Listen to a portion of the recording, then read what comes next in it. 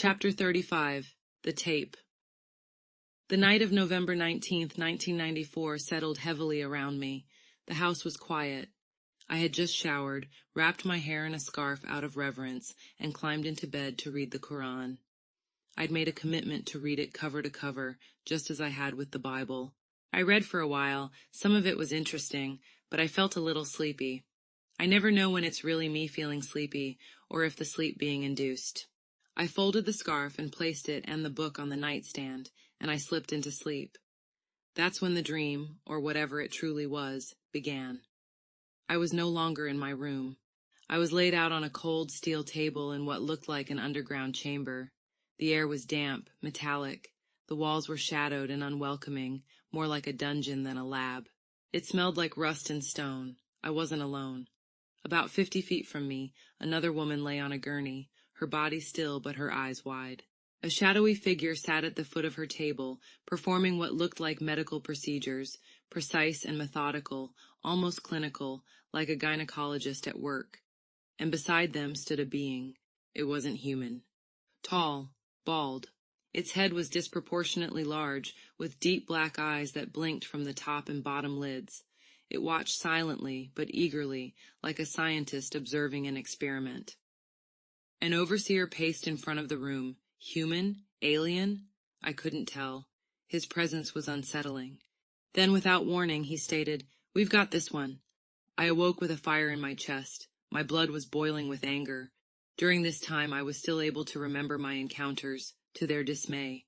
It was only later that they did something to my brain to fix that. And then something impossible happened. My stereo, silent, untouched, erupted with a loud, distorted male voice, deep, fast, unintelligible. The sound startled me like an electric jolt. "Did you hear that over the phone?" I asked. She had. Alarmingly, the same voice crackled through the phone line, still threatening and unintelligible. What were these things so intimately interwoven into my life? What kind of danger did this person pose? What the heck is even happening? "It's a warning," I said to my friend.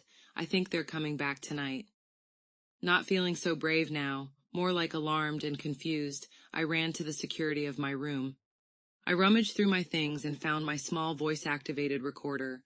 I set it to activate it on sound and went to sleep. The next morning, November 20th, was uneventful, at least on the surface. I went to nursing school as usual, and it wasn't until bedtime that I remembered the recorder. I almost didn't bother checking it. I had no memory of anything unusual. But I pressed play. There was nothing interesting until about 30 minutes into the tape of me rustling around. Then, there it was, a low, eerie hum, a vibration, like the sound you'd make blowing across the top of a Coke bottle. And then, my voice, barely a whisper and cut short, "Recur." Prior to hearing this, I hadn't remembered this encounter, but as I listened, the memories rushed back. That night, I had become dimly aware of something in my room, near the foot of the bed. The vibration that filled the air was my two regular escort beings, entering the room from a vortex from above. Worried that my recorder hadn't been activated, I struggled with every ounce of strength I had to whisper, "Record," but was unable to finish before going unconscious.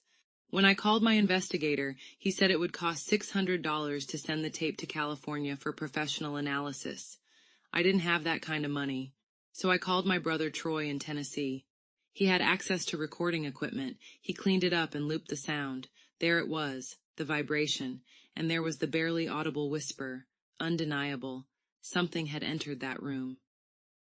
4 days later, November 24th, I found myself somewhere else entirely.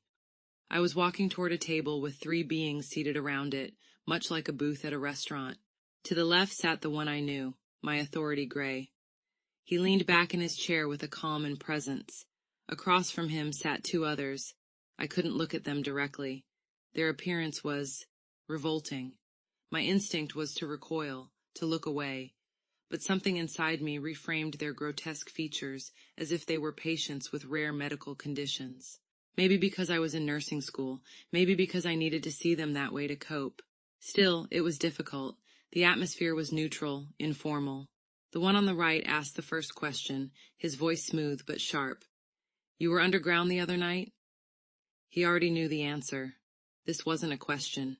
It was a test. I gave him a mental reply, a flickering recap of the steel table, the damp air, the woman on the gurney, the violation of my integrity. Then came the second question. Your reaction to this? I showed them my hurt, my anger, my need for justice, my fists clenched, ready to strike back. Authority Gray observed it all in silence, but with a sense of approval of my displayed reaction. Then I was escorted away. I didn't believe the two beings across the table were responsible. They felt, outside of it, investigators maybe, watchers, monitoring the ones who had done this to me. Not friends, but not enemies either. Still, I couldn't function. I skipped class and didn't study for 3 days. I lay around in bed, my mind blank. I was no longer angry or fearful. Those were replaced with defiance and stubbornness. They had disrupted my life in a violating way, and therefore I was not going to cooperate. I knew they wanted me to complete nursing school. It played into their agenda somehow. Soon after, I found myself in a familiar space again, just me and Authority Gray. We stood in silence. Then he spoke reassuringly. You will not be taken underground for that purpose again. I was relieved, but asked, what about the other woman? He dismissed it. Not your concern. That answer made me mad. My reaction disturbed him. Maybe it was just unexpected. I sensed he didn't want me angry. In an attempt to reassure me, he told me I would be cared for while I am here. Here, meaning Earth. This could have just been from his perspective of me being here while he was up there. Whether involvement in my life is comforting or disturbing, I still don't know. But it felt real even if I don't understand why. And that tape? The humming sound and the desperate half-whisper caught in the night? It was my proof. They were here. They are here. I was going to end the chapter here, but some truths demand clarity. The aliens aren't just watching, they're wired into everything. Our phones, TVs, computers, the power grid, all compromised. Nothing is private, not even our thoughts. They can listen to every conversation, read every keystroke. If they choose, they can know everything about you. Everything. This planet isn't under observation. It's under lockdown. Forget the 1940s UFO mythos. Even if they had arrived then, they didn't. It would have taken them mere weeks to seize control. In reality, most have been here since the dawn of human existence. Yes, some newcomers are clueless, juvenile even. But the ancient ones, the elders, are a different breed. They live for millennia and know every species visiting Earth. If rogue factions show up, the elders are quick to uncover their motives. Nothing happens here without their consent. No war ignites unless they give the nod. They monitor all transmissions, all whispers. Your life isn't private. Your secrets aren't secret. If you weren't paranoid before, you probably are now. An alien invasion? Unnecessary. When you've kept a planet enslaved for eons, what more is there to conquer? We aren't alone on this planet, drifting into space. We are literally surrounded by numerous alien beings, using us as their resource for whatever they desire. They guide our technology, letting us have only what they want us to have when they want us to have it. They experiment on us, manipulate our DNA, turn abilities on or off, and even diminished our life cycles. Those accounts in the Bible of prophets living for hundreds of years are accurate. They can induce rapid cancer or other debilitating diseases through injections to take out anyone who interferes or crosses them or an abductee. I really hate to say this, but I've seen it multiple times. Everyone needs to check themselves. I always check myself. They use us to create hybrid races by mixing with multiple groups, at their discretion, of course. Are there hybrids among us? Oh yes. If they can pass for human, they can be here. I've seen a young woman hybrid at the post office. They had me go to this specific location to see if I could recognize it. She was very pale and didn't quite look human. Oh, I could tell. Poor thing was very sad and lonely, and her coworkers were giving her side glance. And remember, I was shown an intelligent baby in a carrier at the grocery store and was told, she's one of ours. They work us in the dead of night when we should be getting our rest. They are involved with several corporations. Remember the silver slivers I found on my shoes and gum wrapper in my floor? Remember me assembling pens that I later saw on the market? Aliens need money to fund their covert black op projects just like we do. They use human men to fight in off-planet wars, rebuffing aggressive invaders, and even to attack planets in order to take over there. All without these men's conscious consent, leaving them damaged. None of this is okay. I can't leave this conversation without adding that some things they do for us is good. They are scientists who research and can cure diseases.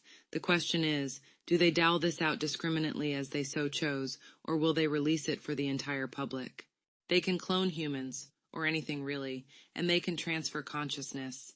In this way, they can promise a form of eternal life to those who come over to their side.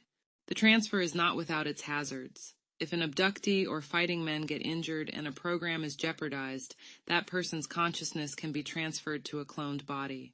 It is highly likely that the Greys have something to do with the reincarnation of our spirit. They seem to know an abductee's entire life and all previous lives as well. In conclusion, we are used to serve the aliens' higher agenda, and even the elites, who are well aware of them, don't know for sure what that agenda is, partly because they will lie. Can we ever free ourselves from them, even if those in power want that? I sincerely doubt it.